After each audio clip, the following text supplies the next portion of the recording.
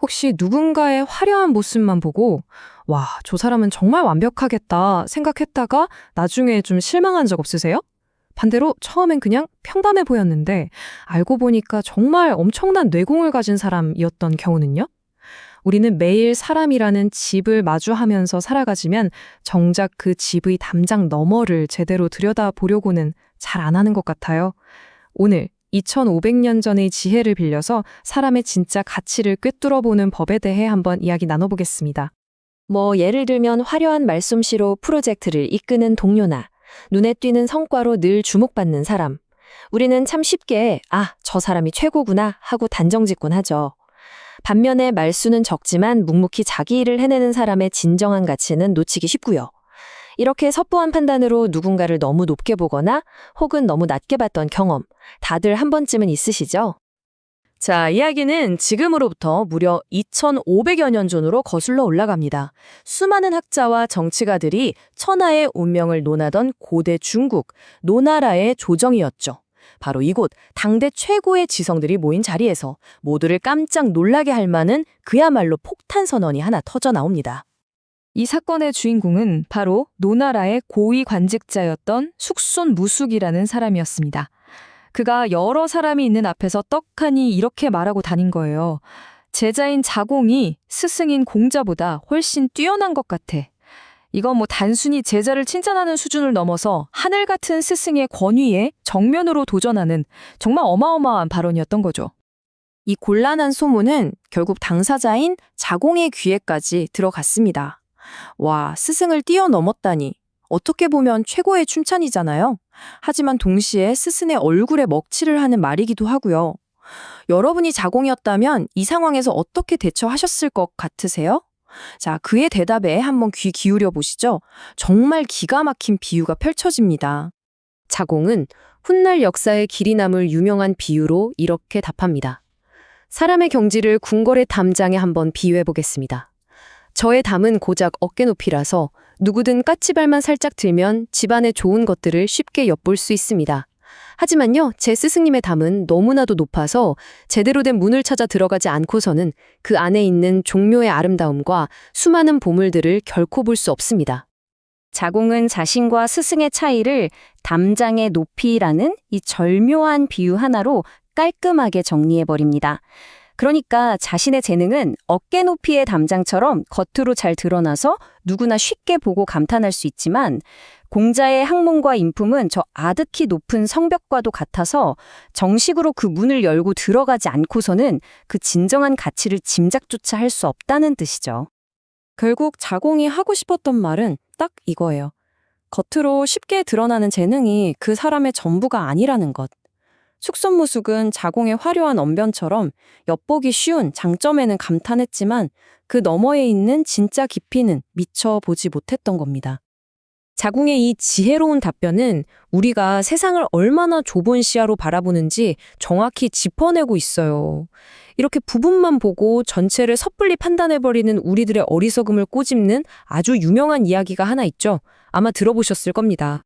바로 맹인모상, 눈먼 사람들이 코끼리를 더듬는 이야기입니다. 두꺼운 다리를 만진 사람은 코끼리는 기둥이야! 라고 외치고 꿈틀거리는 코를 만진 사람은 아니야, 코끼리는 뱀이라고! 하고 주장하죠. 모두 자기가 직접 만져본 그 부분만이 진실이라고 믿는 겁니다. 어쩌면 숙손무숙의 시선이 바로 코끼리의 다리만 만져본 그 사람과 같았을지도 모릅니다. 그는 자공의 눈에 보이는 재능이라는 부분을 감탄한 나머지 공자가 평생에 걸쳐 쌓아올린 학문과 인격이라는 거대한 전체를 보지 못했던 거죠. 그의 칭찬은 결국 아주 제한된 시야에서 나온 성급한 결론이었습니다. 자, 그럼 이런 궁금증이 생기죠.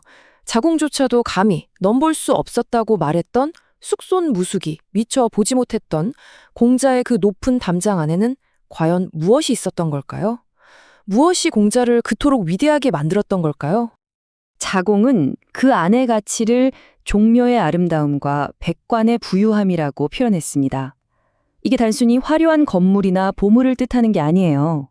여기서 종묘의 아름다움이란 한 사람의 깊은 철학과 고결한 인품을, 백관의 부유함이란 세상을 이해하고 운영하는 체계적이고 방대한 지식의 시스템을 상징합니다. 그러니까 한 분야의 전문가를 넘어서 모든 것을 아우르는 거대한 지혜의 전당, 바로 그 자체였던 거죠. 그리고 이 거대한 지혜의 전당에 들어가기 위해서는 반드시 문을 통과해야만 합니다. 이 문은요, 그냥 밖에서 힐끔힐끔 엿보는 게 아니라 제대로 배우려는 겸손한 자세, 그리고 기꺼이 시간을 들여 노력하는 그 성실함을 의미합니다. 쉽게 얻어지는 진짜 지식은 없다는 뜻이죠. 하지만 자공은 한 가지 안타까운 현실을 덧붙입니다. 그 문을 찾아 들어가려는 사람이 드물다. 이 말이 공자가 자신의 지혜를 꽁꽁 숨겨두었다는 뜻이 절대 아닙니다. 오히려 문은 누구에게나 열려 있지만 대부분의 사람들이 담장 너머를 엿보는 것에 만족할 뿐 그 문을 직접 통과하려는 수고로움은 감수하지 않는다는 현실에 대한 탄식인 셈이죠. 이 이야기 속에 나오는 한자들을 하나씩 뜯어보면 그 의미가 더욱 명확해집니다. 궁은 우리가 궁극적으로 추구해야 할 본질적인 가치를, 장은 그 가치를 둘러싼 지식과 경험의 깊이를 뜻하고요. 그리고 가장 중요한 귀는 바로 구멍으로 엿보는 행위, 즉 제대로 배우려 하지 않고 겉만 훑어보는 얕은 태도를 상징합니다. 숙손모숙의 행동이 바로 이 엿보기에 해당했던 거죠. 결국 진정한 성장은 내가 아는 게 전부가 아니구나, 내 앞에 이렇게나 높은 담장이 있구나, 이걸 인정하는 바로 그 순간에 시작되는 게 아닐까요?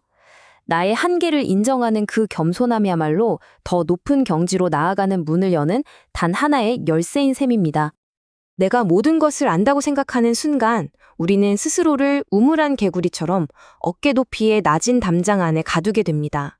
하지만 나보다 더 넓은 세상을 경험한 사람의 지혜를 존중하고 그 문을 찾기 위해 기꺼이 고개를 숙일 때 우리는 비로소 그 높은 담장 너머에 우리가 상상하지도 못했던 광활한 세계로 첫 발을 내디딜 수 있게 되는 거죠. 오늘 하루 우리는 또 수많은 사람들과 마주하게 될 겁니다. 그들의 겉모습이라는 낮은 담장만을 엿보고 계신가요?